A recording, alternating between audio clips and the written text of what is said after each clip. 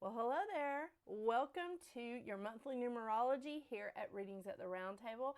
I'm Jennifer. We may have met before. And this is your numerology for June 2025. So, full disclosure, I've recorded this intro a couple of times. One time, my sound went out and I didn't notice. So now I have the little sound bar right in front of me. So hopefully I won't miss it if my sound completely conks out like it has in the past. Second, my little friend back here, Mouse, yeah, he has disrupted a couple of recordings, but no matter what happens this time, even if he gets in the way, I'm going to soldier on. That's what we're going to do. So let's get to it. June. All right, now I'm going to do the overview of astrology, and it is a very quick snapshot kind of overview. I usually do not cover a lot of the aspects, especially aspects with the moon and Mercury, because they move really fast, right? However, today I am going to cover a few aspects that I think are important, and that's where I'm going to leave that. So we're starting off June. June 6th, we have Venus moving into Taurus. And Venus loves being in Taurus because Venus rules Taurus and Libra.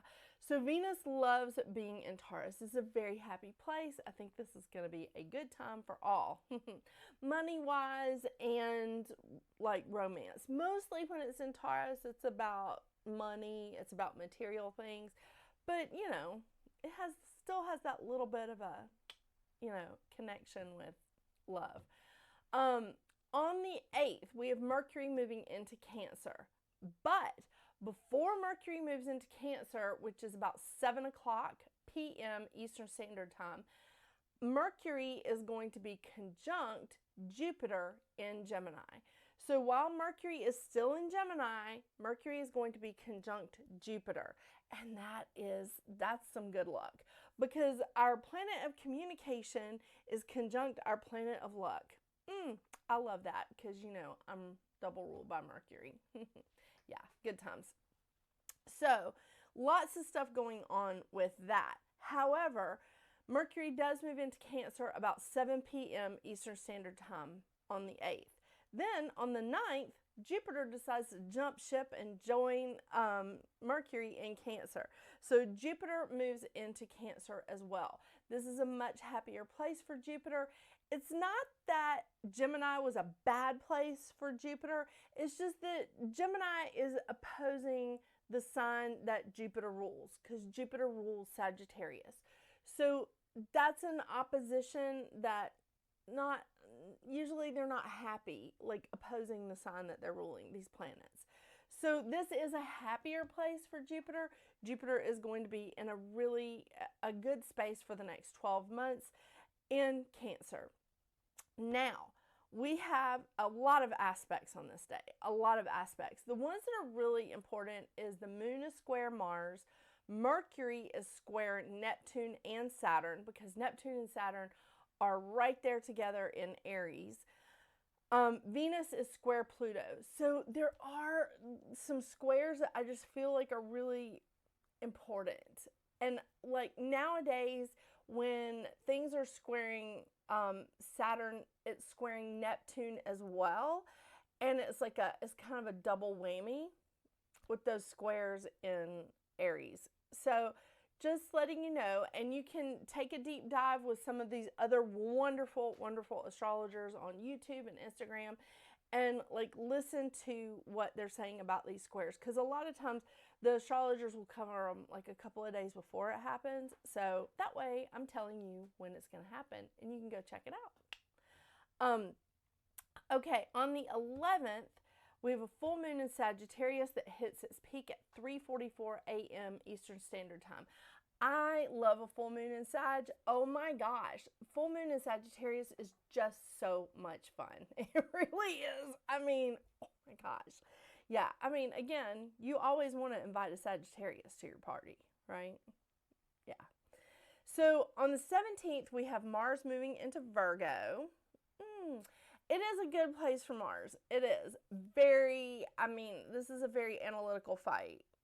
Maybe not one that you want to pick. I'm just saying. So with Mars and Leo, Mars is already fiery. I mean, it rules Aries. And so Mars and Leo is a very fiery, like, you know, we bring fire to the fight, right? Being in Virgo, Mouse, what are you doing? Please don't knock down the camera. I really do love this cat. Mars in Virgo is still going to be a tiny little bit fiery, but it's going to be more analytical, and it's still a bite that stings, let me tell you. But Mars in Virgo is going to want to take things apart and just be like, and you did this in 1987, and you did this in 1992, and this in 2006. You know what I'm saying? Like, that's the Virgo energy with that fun-filled, like, Mars. So on the 20th, we have the sun moving into Cancer, and we have summer solstice. Oh my gosh, I love summer solstice. It's just an incredible time of the year. On the 25th, we have a new moon in Cancer that hits its peak at 6:32 a.m. Eastern Standard Time. It is square Saturn and Neptune. Luckily, it does move really quickly because the moon moves really fast. So it is square Saturn and Neptune. Not like it's not the worst thing, but I'm not loving all these squares with Saturn and Neptune involved. Again, I encourage you to take a look, and I encourage you to look up like the squares in astrology and what's going on, because this is about numerology, and this is just an overview of the astrology of the month, so you can kind of see what's going to happen with your life path number. On the 26th, we have Mercury moving into Leo. So Mercury in Leo is just right out there. Oh my gosh, Mercury in Leo wants to be seen, wants to be like right on top. I mean, you know, this is an Oscar winner right here, Mercury in Leo. So Mercury in Leo is a lot of fun, very talkative, and definitely like right up front wanting to be seen. It's really awesome. So at the end of the month, at the end of June, we have Saturn and Neptune in Aries, Venus and Uranus in Taurus, Jupiter and the Sun in Cancer, Mercury in Leo, Mars and South Node in Virgo, Pluto in Aquarius, and Pluto's retrograde right now. And we still have North Node in Pisces. So we have 3 planets in fire, 3 plus North Node in, 3 plus South Node in Earth, 1 plus North Node and the Sun in water, and 1 in air. It's very exciting planetary-wise. I know. I really do feel like it's a good month.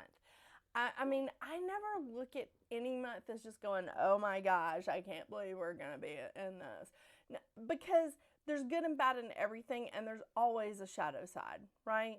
Right. But if you're prepared for it, it doesn't like pull you into like a sinkhole. Yeah, that's all I'm saying. All right, so for the crystal of the month for June, oh my gosh. So, I looked up a couple of things about this lovely crystal. It is citrine. So excited. And all of the publications and the website that I used to find the information for citrine are listed in my description below. I used the Healing Oracle Crystal Healing Cards by Rachelle Charman, the Encyclopedia of Crystals by Judy Hall, and this wonderful website that I found, and I love talking about some of these websites that I found, is Tiny Rituals. So please go check them out. They're pretty awesome. I love finding these places that, you know, talk about these crystals, and it's just fantastic. It's awesome. So go check them out, please. This is citrine, and of course, this is not going to be in focus. Why? Why is this not in focus?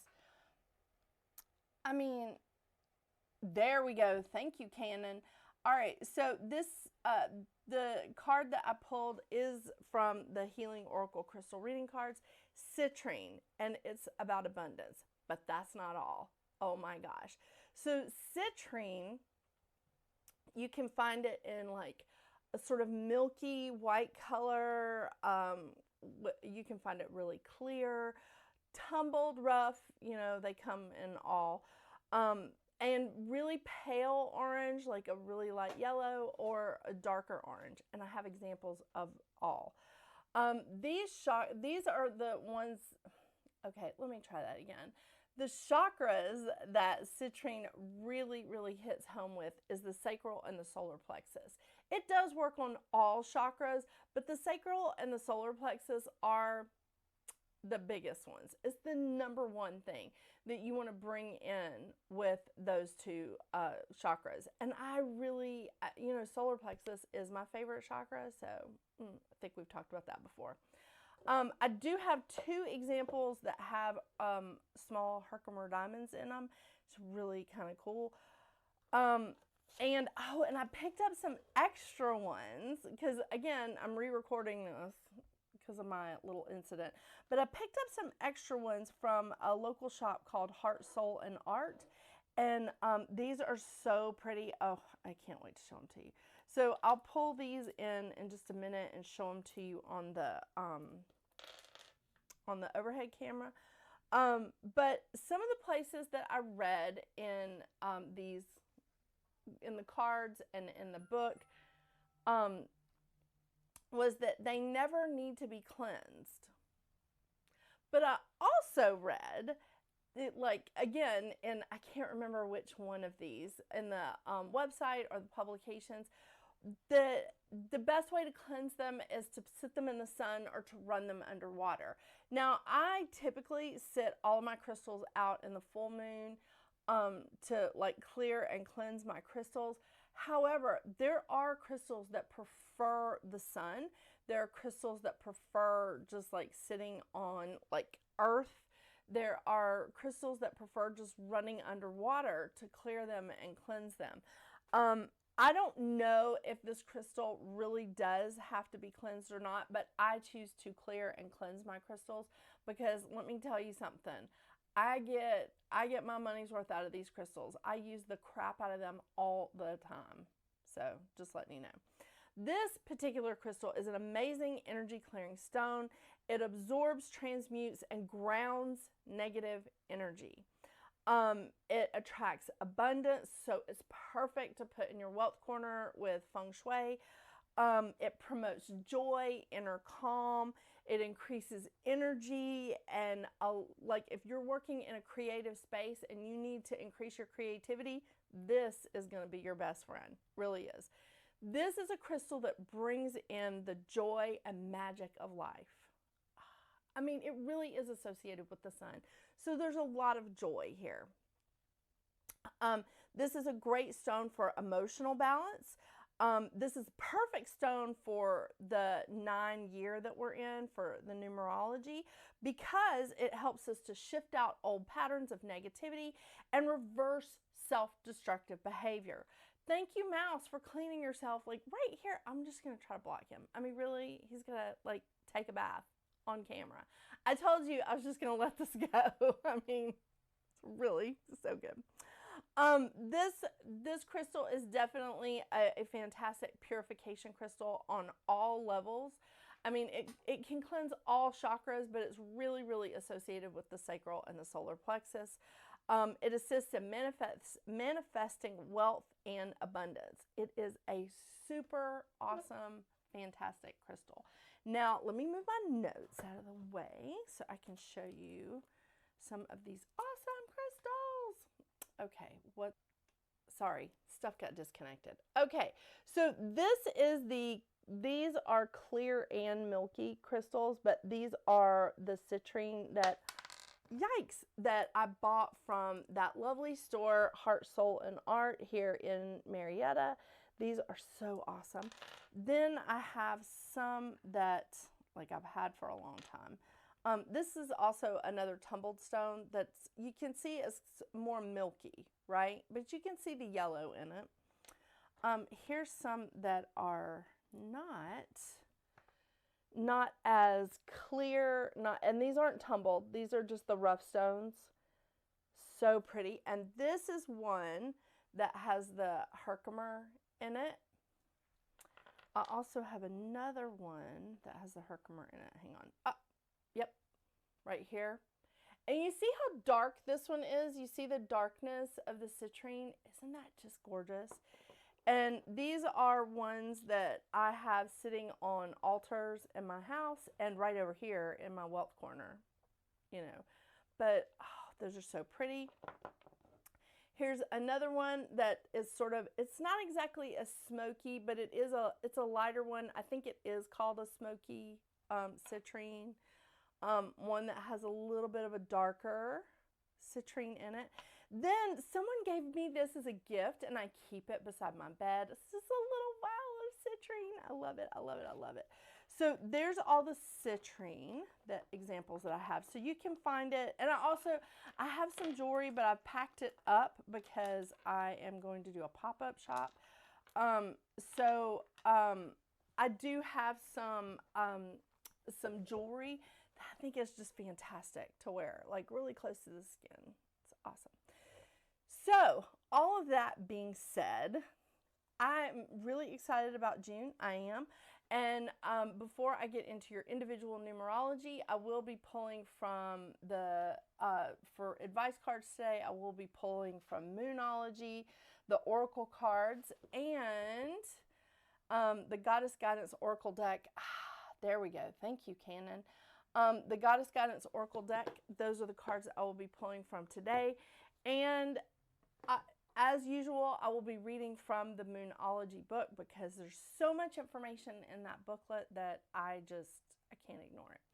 So I hope you guys have a wonderful, wonderful June. And let's stay tuned and see what's going on with your individual life path numbers.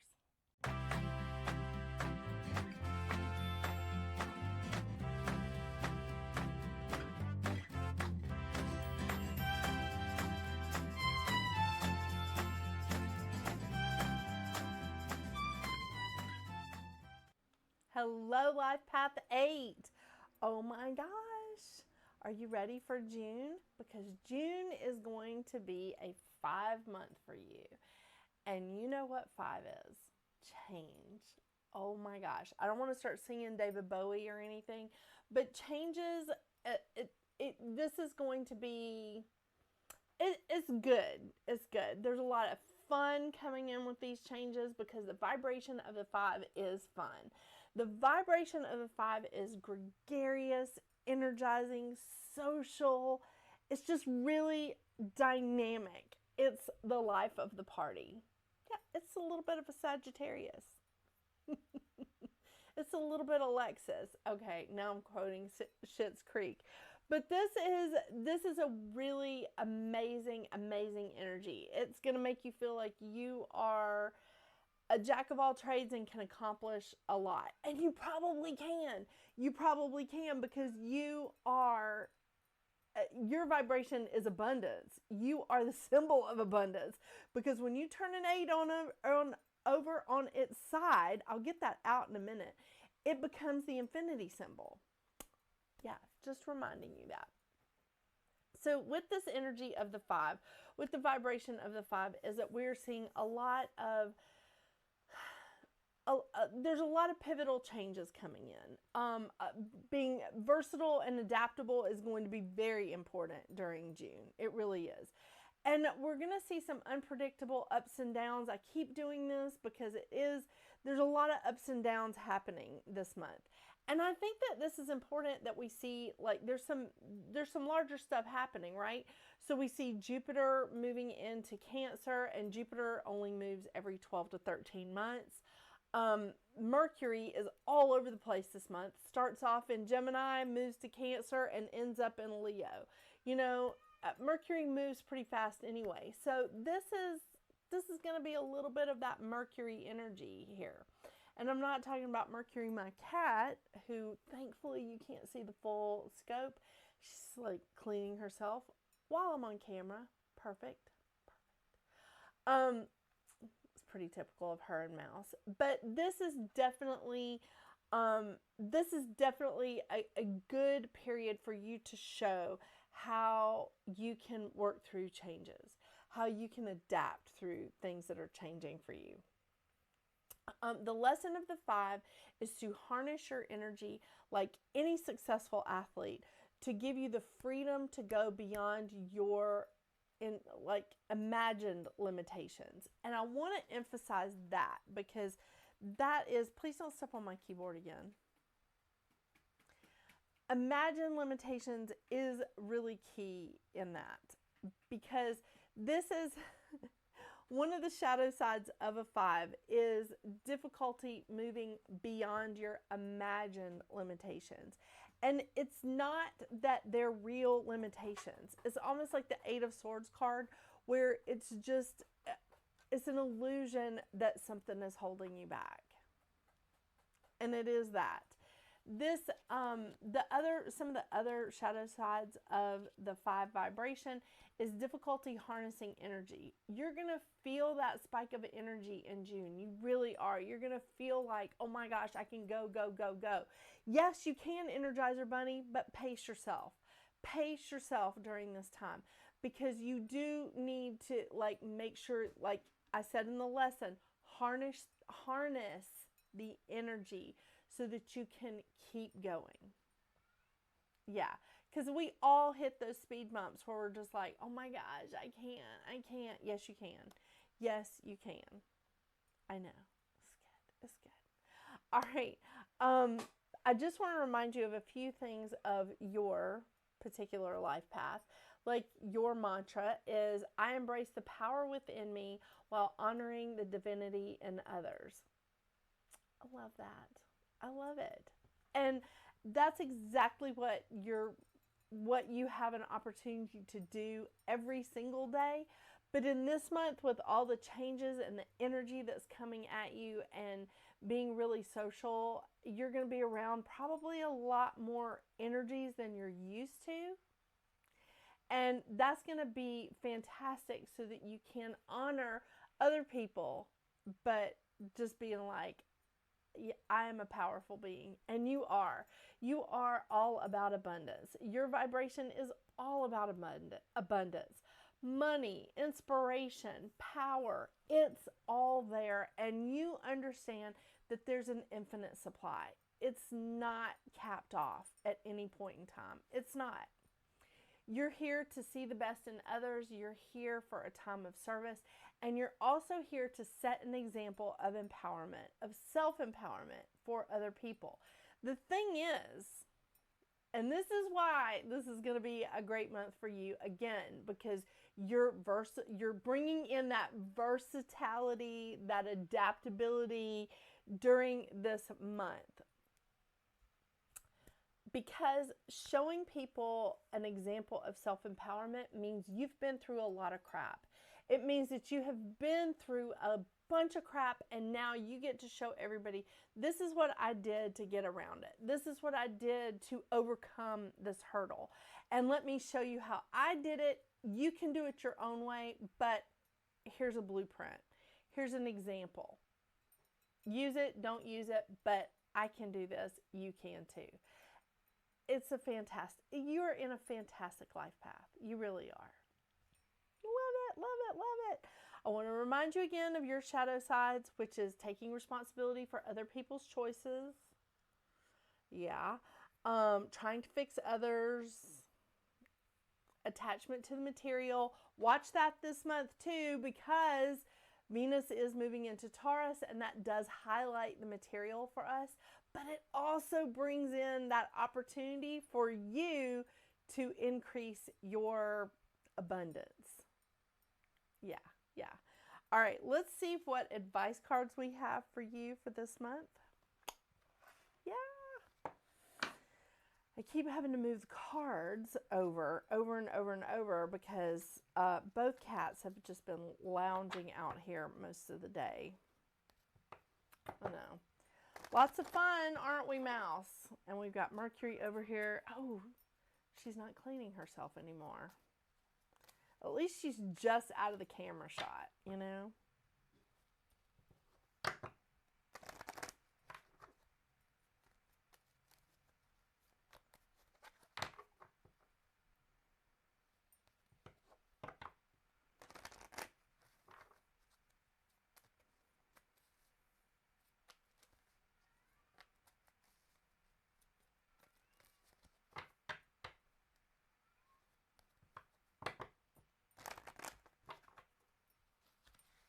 sorry. Mouse is howling. I don't know if you can hear him or not, but there he is. Ooh, White Tara, sensitivity. I should put my glasses on. What is wrong with me? You're becoming increasingly sensitive. Avoid harsh relationships, environments, situations, and chemicals. Oh, maybe that's some of the big change that's coming in for you this month. Sensitivity.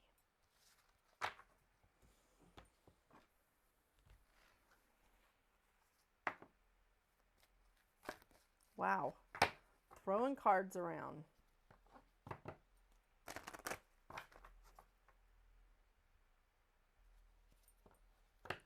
Yes, Mouse, I see you and I hear you. Do you want to talk to the people out there?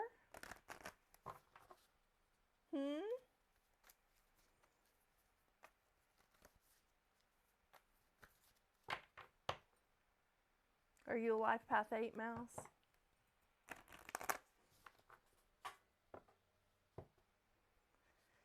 I know, it looks like I have a tail attached to my head when he does that. Fun times. Ooh, expect powerful change. New moon eclipse. You know, when changes happen, Life Path 8, you can get really sensitive. You really can. Okay, let's see if we can find the new moon eclipse passage.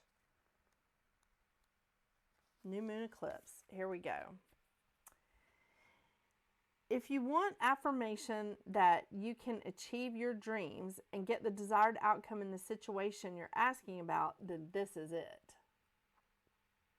This is a card of beginnings, and there are powerful energies at work, but be prepared. It could be quite a ride. And events now could even be jarring and uncomfortable. Oh my gosh, this is changes. However, any new directions will take, any new directions you take will almost always lead somewhere better than where you are at the moment. Whatever is happening now is happening for a reason, and you'll appreciate it later on. A new portal is opening up, and all you have to do is have the courage to forget about the past and move through it. Oh my gosh! You're being put back on the right path. There is nothing to fear. Never mind the past. Life evolves every single day. Let me tell you something. We're in a 9 vibration year, and you're in a 5 month. Amazing. Amazing. Oh, just avoid getting wig glue in your eye. Yeah. Thank you so much for joining me today at Life Path 8. I hope you have a wonderful, wonderful June. And until we see each other again, get out there and make your magic. Bye.